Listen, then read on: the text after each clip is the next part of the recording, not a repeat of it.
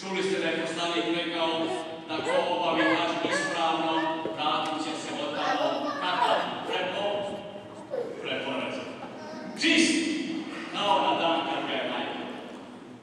Oni koji su među vas bili ranije godine znaju da se više za nazovimo tehnički dio. Odgovorimo se. To je važno. Na taj način slijedimo Muhameda alejhi selam. Sabor. I sistem i red.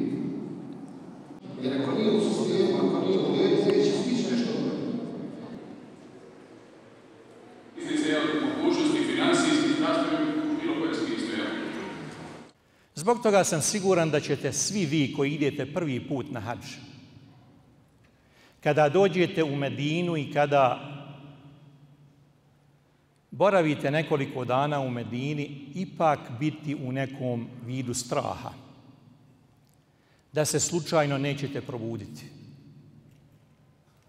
Pomislit ćete da je to samo san.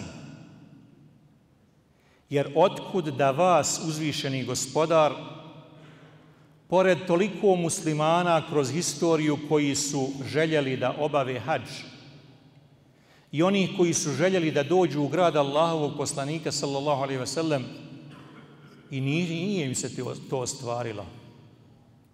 Koliko je bilo prije nas Bošnjaka, samo Bošnjaka, koji su od nas bili hrabriji, odvažniji, odlučniji, bolji mu'mini, bili bogatiji od nas, bili pribraniji u društvu, ali mnogi od njih nisu izvršili ovu islamsku dužnost. A došli mi, nas inšallah oko 1800, da predstavljamo ove naše Bošnjake i da učimo dove za nas, za naše porodice, našu domovinu i za naš narod.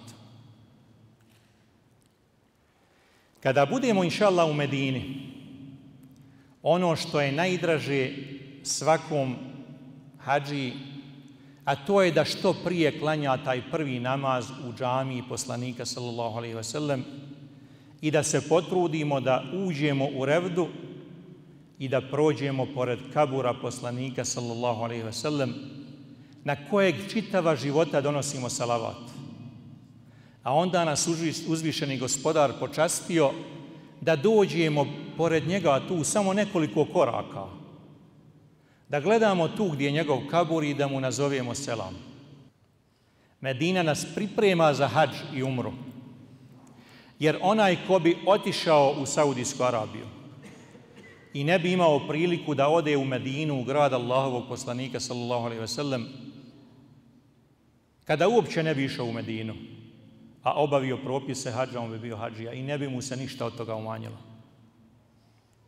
Tek kada napuštamo Medinu, kada se kupamo, kada skidamo sa sebe odjeću našu i kada oblačimo mi muškarci samo dva najobičnija čaršafa, oblačimo ihrame ili ćefine, naše buduće ćefine, onda će nestati vanjskih razlika između nas.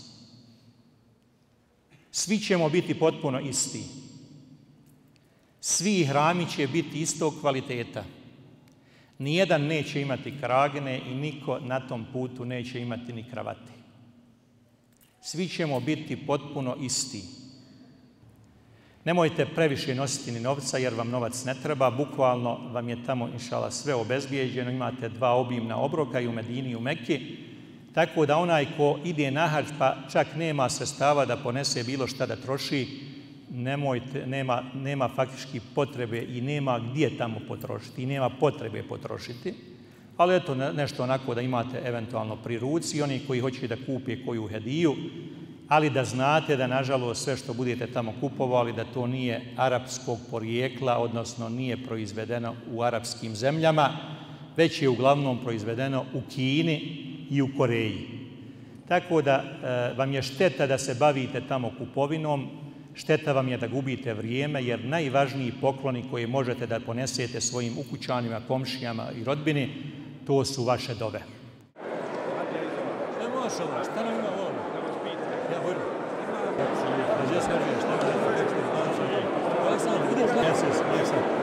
Dobro, pa ja znam da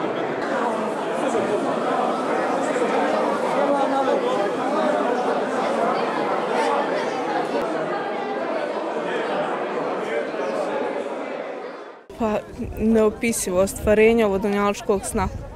Ako Bog da, za ostvarenja ahiretskog. Nadamo se.